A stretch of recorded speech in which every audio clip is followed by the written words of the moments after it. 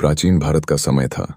विशाल साम्राज्य, ऊंचे ऊंचे किले, गगनचुंबी राजमहल और चमचमाती तलवारों की खनक से गूंजता हुआ युग। विंध्याचल पर्वत की तराई में बसा सौरग्राह्य राज्य, जहां के राजा वीरसेन अपने साहस और न्यायप्रियता के लिए प्रसिद्ध थे। परंतु राजमहल के भीतर एक ऐसी शांति थी जो भीतर ही भीतर तूफान को छिपाए बैठी थी।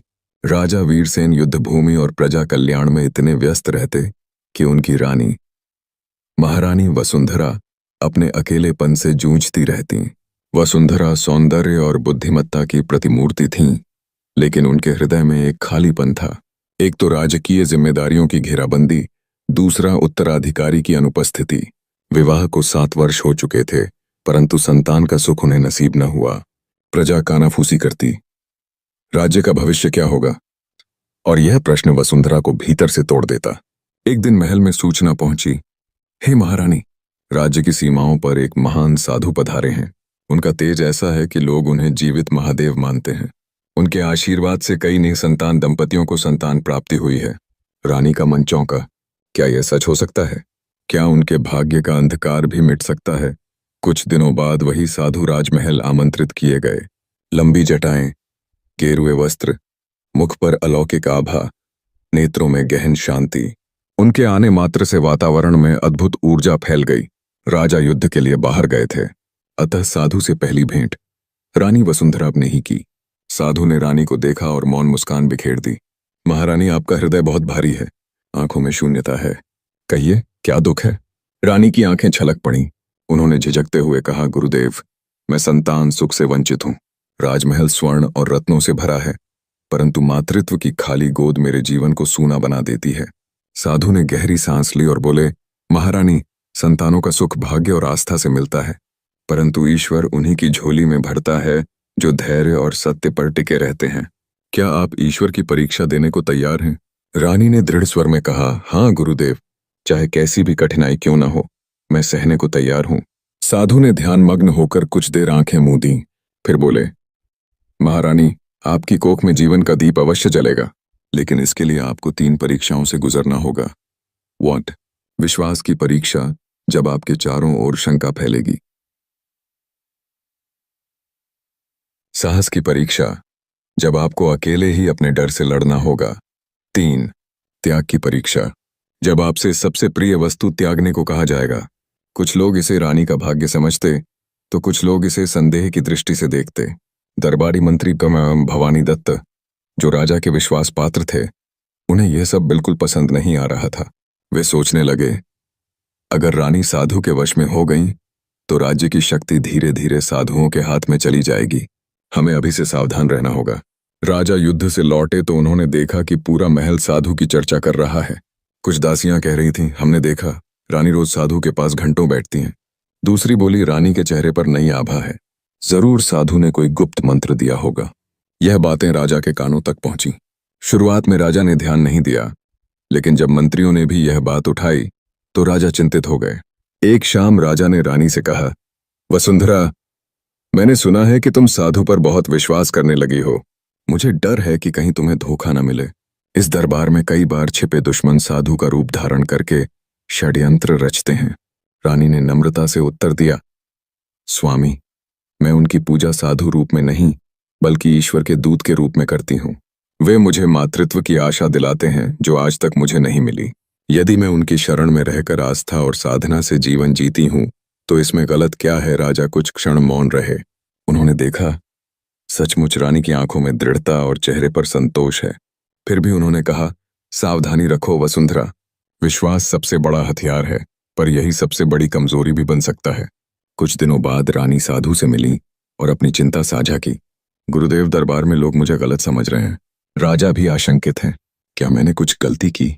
साधु ने शांत स्वर में कहा, महारानी, यही तो आपकी पहली परीक्षा है, विश्वास की परीक्षा। जब आप पर शंका की आंधी चले तब भी आपको अपने हृदय के विश्वास को थामे रहना होगा। याद रखिए, सच्चा विश्वास आलोचनाओं से नहीं टूटता। जो लोग आपके मार्ग पर संदेह करते हैं वे कल स्वयं आपके चरणों में आकर सत्य स्वीकार करेंगे। रानी ने साधु के शब्दों को अपने हृदय में उतार लिया, परंतु दरबार के मंत्री चैन से बैठने वाले नहीं थे। उन्होंने एक चाल चली। एक दिन साधु को राजमहल के भोजन कक्ष में आमंत्रित किया गया। भोजन में गुप्त रूप से एक ऐसी जड़ी बूटी मिलाई गई जो किसी को भ्रमित और अशक्त बना सकती थी। मंत्री चाहते थे कि साधु लोगों के सामने बेहोश हो जाएं और सबको पता चले कि वे कोई साधु नहीं बल्कि ढोंगी हैं। रानी को जब यह योजना पता चली तो उन्होंने तुरंत साधु को सावधान किया, पर साधु ने मुस्कुराकर कहा, महारानी, चिंता मत कीजिए। यदि मेरा मार्ग सच्चा है तो कोई विषय मुझे नहीं छू सकता, और यदि मैं असत्य हूं तो आज ही मेरा अंत हो जाएगा। लेकिन आपको याद रखना है, विश्वास टूटना नहीं चाहिए। तो भोजन का दिन आया। पूरे दरबार की निगाहें साधु पर थीं। मंत्री और कुछ दासियां मुस्कुरा रही थीं, मानो परिणाम पहले से तय हो। साधु ने थाल उठाया, ध्यान किया और धीरे से बोले, इस अन्न में जो भी अपवित्रता है वह अग्नि में विलीन हो। फिर उन्होंने निश्चिंत होकर सारा भोजन ग्रहण किया। सब स्तब्ध रह गए।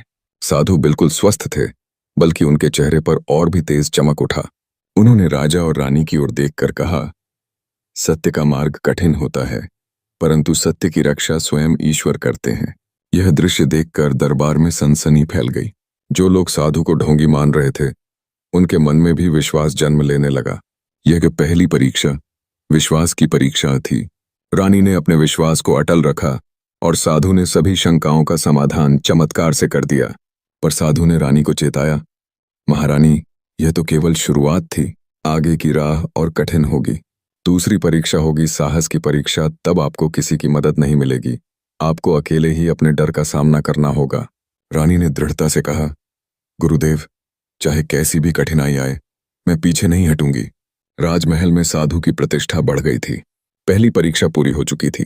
विश्वास की ताकत ने न केवल रानी का मनोबल बढ़ाया, बल्कि प्रजा का भी विश्वास वापस लौटा। पर साधु ने कहा था, असली कठिनाई अब आने वाली है। एक रात रानी वसुंधरा ने अजीब सा सपना देखा।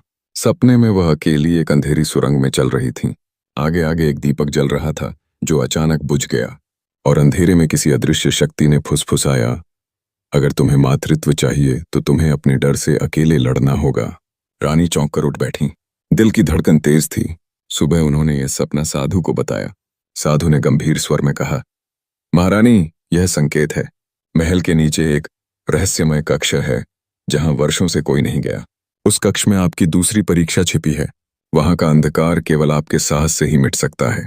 वसुंधरा को याद आया, बचपन से सुना था कि महल के नीचे एक गुप्त तहखाना है। लोग कहते थे वहां एक प्राचीन शाप है, इसलिए कोई वहां नहीं जाता। पर साधु ने स्पष्ट कहा, यदि आप उस अंधकार में गईं, तभी आपकी दूसरी परीक्षा पूरी होगी। लेकिन ध्यान रहे, वहां कोई आपके साथ नहीं जाएगा, आपको अकेले उतरना होगा। रानी का मन कांपा, पर उन्होंने निश्चय किया, मैं डर से पीछे नहीं हटूंगी। रोज एक रात चांदनी के बीच रानी महल के पीछे बने पुराने द्वार से गुप्त सीढ़ियों पर उतरी। हाथ में एक दीपक था, परंतु नीचे जाते जाते हवा के झोंके से वह भी बुझ गया। अब केवल सन्नाटा और अंधकार था। रानी का दिल जोर जोर से धड़क रहा था।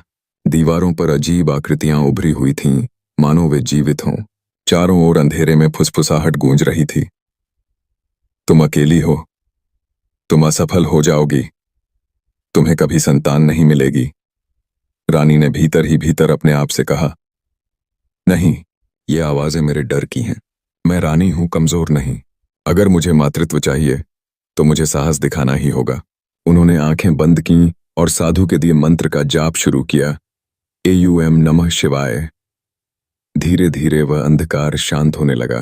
फुसफुसाहट थम गई और अचानक कक्ष के बीच में एक दिव्य ज्योति प्रकट हुई।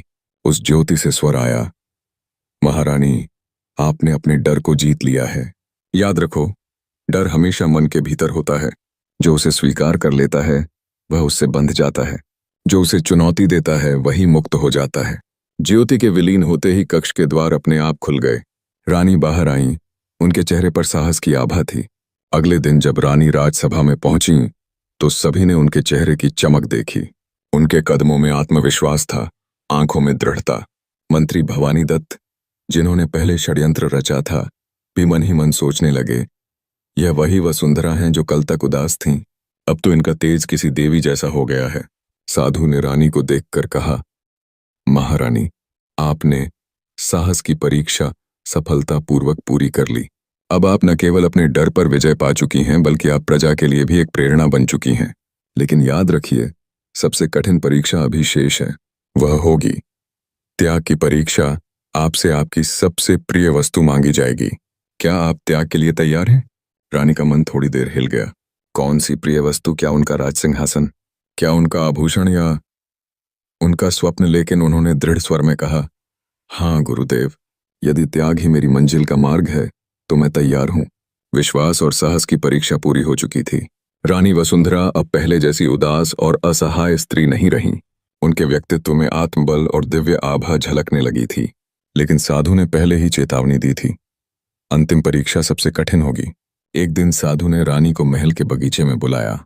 शाम का समय था, सूर्य अस्त हो रहा था और चारों ओर सुनहरी आभा फैली हुई थी।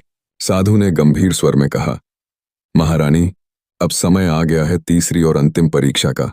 आपको वह त्याग करना होगा जो आपके हृदय के सबसे निकट है। यह परीक्षा आपके मातृत्व और आपके राज्य दोनों का भविष्य तय करेगी। रानी ने गहरी सांस ली और कहा, गुरुदेव, बताइए, मुझे क्या त्यागना होगा? साधु ने उत्तर दिया, आपको त्यागना होगा अपना अहंकार और अपना सबसे प्रिय आभूषण। वह आभूषण जो आपकी पहचान है, जो आपके गर्व का प्रतीक है। जब तक आप उसे त्याग नहीं देंगी, तब तक ईश्वर की कृपा आप तक पूरी तरह नहीं पहुंचेगी। रानी वसुंधरा के पास एक अमूल्य रत्न जटित हार था। वह हार केवल गहना नहीं था, बल्कि उनकी मां की अंतिम निशानी था। महारानी की माता ने मृत्यु से पहले वह हार उन्हें सौंपा था और कहा था, वसुंधरा, यह तुम्हारे साहस और गरिमा का प्रतीक होगा। रानी के लिए उस हार का महत्व शब्दों से परे था। वह उनके जीवन की सबसे प्रिय वस्तु थी। साधु ने वही हार त्यागने को कहा। रानी के मन में तूफान उठने लगा। यह हार मैं कैसे त्याग दूं? यह तो मेरी मां की स्मृति है। क्या सचमुच मातृत्व के लिए मुझे यह बलिदान करना होगा? उनकी आंखों से आंसू बहने लगे, पर फिर उन्होंने अपने आप से कहा, अगर यह हार मेरे भीतर का अहंकार और मोह बन गया है तो इसे त्यागना ही होगा। मां ने भी मुझे सिखाया था कि कर्तव्य सबसे बड़ा होता है। आज वही शिक्षा निभाने का समय है। अगली सुबह राजसभा में प्रजा और दरबारियों के सामने रानी वसुंधरा ने वह हार उतारा। सब चौंक गए। मंत्री भवानी दत्त भी हतप्रभ रह गए। महारानी, यह तो आपकी मां की अंतिम निशानी है। आप इसे क्यों त्याग रही हैं? रानी ने दृढ़ स्वर में कहा, हाँ, यह हार मेरी मां की निशानी है, लेकिन मां ने मुझे यह भी सिखाया था कि रानी का असली आभूषण उसका कर्तव्य और त्याग है। यदि इस हार के मोह से मैं बंधी रहूंगी तो कभी सच्ची रानी नहीं बन पाऊंगी। इसलिए आज मैं इसे त्याग कर अपने राज्य और अपनी आत्मा को मुक्त कर रही हूं। उन्होंने हार उठाकर साधु के चरणों में रख दिया। साधु ने हार को देखा और मुस्कुराए, फिर बोले, महारानी, आपने गत्याग की परीक्षा सफलतापूर्वक पूरी कर ली है। आपने सिद्ध कर दिया कि आप केवल एक सुंदर रानी नहीं, बल्कि एक सच्ची योद्धा और मां बनने योग्य स्त्री हैं। ईश्वर आपकी कोख को आशीर्वाद देंगे। सभा में उपस्थित सभी लोग भावविभोर हो उठे। रानी का त्याग देखकर प्रजा के मन में उनके लिए श्रद्धा और भी बढ़ गई। उसी रात रानी ने स्वप्न में अपनी मां को देखा। मां ने उन्हें आशीर्वाद देते हुए कहा, बेटी, तुमने सबसे कठिन परीक्षा पार कर ली है। तुम्हारा त्याग व्यर्थ नहीं जाएगा। जल्द ही तुम्हारी गोद भरेगी और तुम्हारा राज्य खुशियों से गूंज उठेगा। रानी की आंखों से आंसू बह निकले, पर इस बार ये आंसू दुख के नहीं, बल्कि अपार शांति और विश्वास के थे। मंत्री भवानी दत्त और अन्य षड्यंत्रकारी दरबारी अब पूरी तरह निरुत्तर हो गए। जिन्होंने साधु और रानी पर शंका की थी, अब वही लोग चरणों में झुककर कहने लगे, महारानी, आप हमारे लिए देवी स्वरूप हैं। आपका त्याग और साहस इस राज्य को सदा सुरक्षित रखेगा।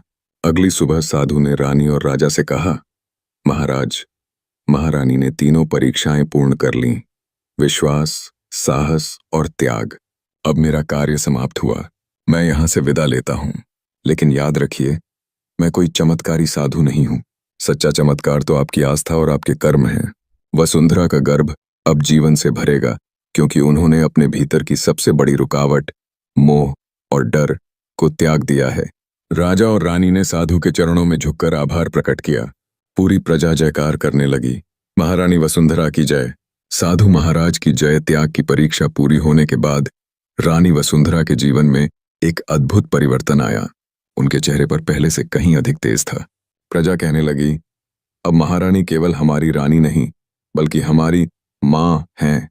दिन बीतते गए और महल में धीरे धीरे खुशियों की आहट गूंजने लगी। चिकित्सक और वैद्य ने घोषणा की, महारानी गर्भवती हैं। पूरे राज्य में उत्सव का माहौल बन गया। सड़कों पर दीपक जलाए गए, मंदिरों में घंटियां बजीं और लोग एक दूसरे को मिठाई बांटने लगे। राजा वीरसेन ने जब यह समाचार सुना तो उनकी आंखों से आंसू छलक पड़े। वे रानी के सामने आए और बोले, वसुंधरा, यह केवल तुम्हारी जीत नहीं है, यह हमारी प्रजा की उम्मीदों की जीत है। तुम्हारे विश्वास, साहस और त्याग ने हमें यह वरदान दिलाया है। उन्होंने मुझे मेरी असली शक्ति का एहसास कराया।